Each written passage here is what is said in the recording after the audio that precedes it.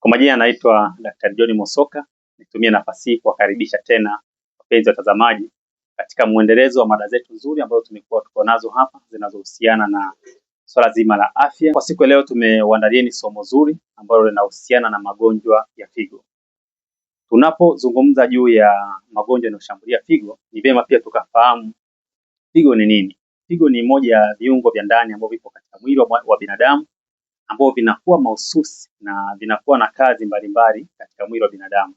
Na figo inapatikana sehemu gani ndani ya mwili? Ni moja ya kiungo ambacho kinapatikana ndani ya mwili upande wa tumbo, lakini pia kwa nyuma jirani na uti wa mgongo. Na figo zinakuwa ni mbili, upande wa kulia na wa kushoto, na zina umbo kama la ragi. Na ukitaka kuifahamu pia zaidi hata ukubwa wake, unapoweza kuwa umeiona figo inakuwa na ukubwa wa sentimita 10 hadi 12, lakini ikiwa na upana wa sentimita 5 hadi 6, na kimo chake ukiwa umeipasua inakuwa na kama sentimita 3. Hiyo ndio figo tunayoizungumza. Lakini pia kuna tatizo limekuwa kubwa sasa katika jamii la watu kushambuliwa na haya magonjwa ya figo. Tunaposema haya magonjwa yanayoshambulia figo ni magonjwa yasiyokuwa ya kuambukiza ambayo yanaathiri ufanisi wa ufanyaji kazi wa figo zetu. Na magonjwa hayo yanapokuwa yakishambulia figo, figo inapoteza ule ufanisi wa kufanya kazi na kupelekea changamoto za hapa na pale. Tukiona kwenye takwimu za dunia kwamba dunia ikiwa na watu zaidi ya bilioni 8, tunaona kwenye takwimu za watu wanaougua magonjwa ya figo, tunaona katika takwimu za mbalimbali ni watu wengi sana.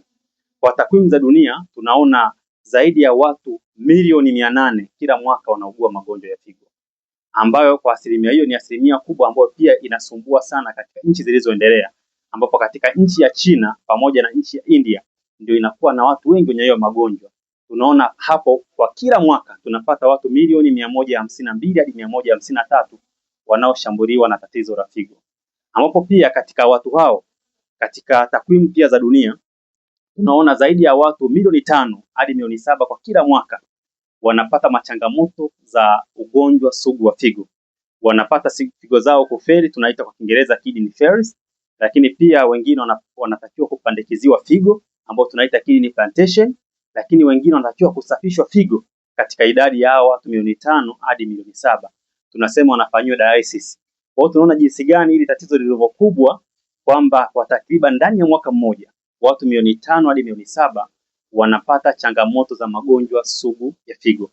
Kwa hiyo pia, ndugu wapenzi watazamaji, tutaenda kuangalia ni madhara gani ambayo vinaweza kupelekea figo yako ikaenda kupata changamoto. Kwa hiyo tutakapoona haya madhara yanaweza kukusaidia namna gani wewe unaweza kujikinga figo yako isiweze kupata changamoto za namna hiyo.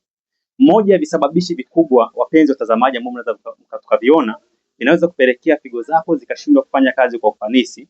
Cha kwanza ni unywaji wa maji katika kiwango kidogo. Tunamshauri mtu kwa siku angalau unywe maji kuanzia lita 2 hadi lita 3 ili kufanisi figo zako ziweze kufanya kazi vizuri katika kiwango kinachotakiwa. Hivyo mtu anapokuwa amekunywa maji chini ya hapo, hivyo anapatia wakati mgumu figo zake kufanya kazi vizuri.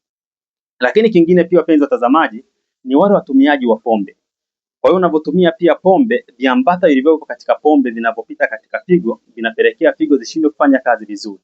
Hivyo tunakuwa tunamshauri kwa wale watumiaji wa pombe, tunashauri angalau katika unywaji wako wa bia, kwa upande wa mwanaume angalau tunakushauri unywe angalau bia 2 hadi 3 kama umekunywa bia nyingi zaidi, na angalau kwenye kila bia moja unywe ndani ya saa moja hadi masaa 2 ili kurahisisha ufanisi wa ufanyaji kazi wa figo inapoingia mwilini na itoke kwa wakati. Lakini kwa mwanamke angalau anywe asinywe zaidi ya bia 2. Tunashauri anywe bia 1 na asivushe bia 2.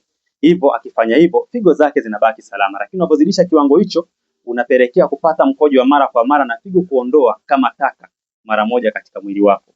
Lakini pia kingine ambacho kinaweza kikasipelekea madhara makubwa katika figo yako ni matumizi ya chumvi kupita kiasi. Tunashauri angalau kwa siku katika mboga au chakula usitumie zaidi ya gramu 2 za chumvi. Tunapozungumza gramu 2 ni kiwango cha vile vijiko vidogo 2 vya chumvi. Hivyo mtu anapokuwa amezidisha matumizi ya namna hiyo zaidi ya vijiko 2 hadi 3, anapelekea chumvi inapoingia mwilini inakuwa inatengeneza uhitaji mkubwa wa maji na kupelekea figo zako kuumia. Kwa hiyo pia tupunguze matumizi zaidi ya chumvi. Lakini pia kitu kingine kinachopelekea figo zako zisifanye kazi vizuri ni pamoja na matumizi ya madawa ya kulevya. Watu wengi wanaotumia madawa ya kulevya kama vile cocaine, mirungi, bangi na vinginevyo, vile vinavyoingia mwilini vinapelekea kiwango kikubwa cha sumu kuingia katika mwili na kinaingia katika mzunguko wa damu kulingana na viambata ambavyo viko mle, na mwisho wa siku kinaenda kuumiza figo zako na kupelekea figo kuumia. Lakini kitu kingine pia, wapenzi watazamaji, ambacho kinaweza kikapelekea pia figo zako kutofanya kazi vizuri ni matumizi ya sigara. Tufahamu kwamba wale wanaotumia sigara, ndani ya sigara kuna sumu inaitwa nicotine. Sumu hiyo ikiingia katika mzunguko wa damu ikapita kwenye figo, inaenda kuumiza figo zako, na mwisho wa siku unaweza kupata figo zikashindwa kufanya kazi au ukahitajika kubadilishiwa figo zako. Lakini kingine pia, wapenzi watazamaji, tunachoweza pia kupelekea figo zako zifanye kazi vizuri ni pamoja na kutolala vizuri, usingizi. Tunashauri angalau kwa mtu wa kawaida kila siku kwa masaa uliojiwekea na ratiba zako za kulala, masaa kuanzia 8 ambayo unatakiwa ulale. Basi unapolala pia, unapokuwa umepumzika, figo zako zinakuwa zinafanya kazi vizuri sana unapokuwa umepumzika. Tofauti na yule mtu ambaye hapati usingizi siku nzima, figo zake zinaumia, zinahitaji mapumziko, hivyo anakuwa na uwezekano mkubwa wa kuumiza figo zake. Kingine pia, penzi watazamaji, ambacho kinaweza kikapelekea pia figo zako zikashindwa kufanya kazi vizuri ni pamoja na matumizi ya nyama nyekundu kwa wingi, kama vile nyama za ng'ombe, ambazo viambata vyake ambavyo vipo katika nyama nyekundu, unapotumia nyama nyekundu kwa wingi zinaumiza pia figo. Kwa hiyo tunashauri watumiaji wa nyama watumie katika kiwango ambacho ni kidogo, kisiumize pia figo zake. Tunafahamu nyama ni nzuri, ni chakula ambacho kinajenga mwili, lakini utumie katika kiwango kinachotakiwa, kinachohitajika, kwa sababu ndani ya nyama viambata vilivyoko mle vina mafuta kwa wingi ambavyo vinaweza pia vikaathiri figo zako. Lakini pia kuelekea mwisho, penzi watazamaji, ni kwamba pia kinachoweza pia kuathiri figo zako pia matumizi ya mafuta kupita kiasi. Matumizi ya mafuta kupita kiasi yanaweza pia kuathiri figo zako. Mfano, wale watu ambao wanatumia mafuta kwa wingi wanaweza kuongezeka uzito, wanakuwa na uwezekano pia kupata magonjwa pia kama sukari, lakini pia wanaweza kupata shinikizo la juu la damu ambao tunaita kitaalamu hypertension. Ukipata shinikizo la juu la damu inaweza pia kupelekea kwenda kuumiza figo. Pia sukari inapokuwa nyingi mwilini pia inaweza kupelekea pia kuumiza figo zako na kutofanya kazi vizuri.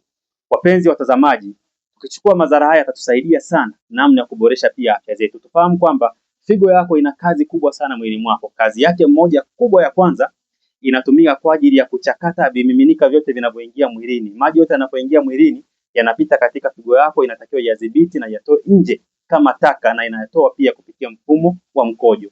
Hivyo tukifanya hivyo katika utunzi wa figo yetu, tukaitunza vizuri, itachakata maji vizuri, itatoa taka vizuri, na figo zetu zitakuwa imara na itaongeza kiwango kikubwa cha kuishi katika maisha marefu ambayo kitaalamu tunaita longevity.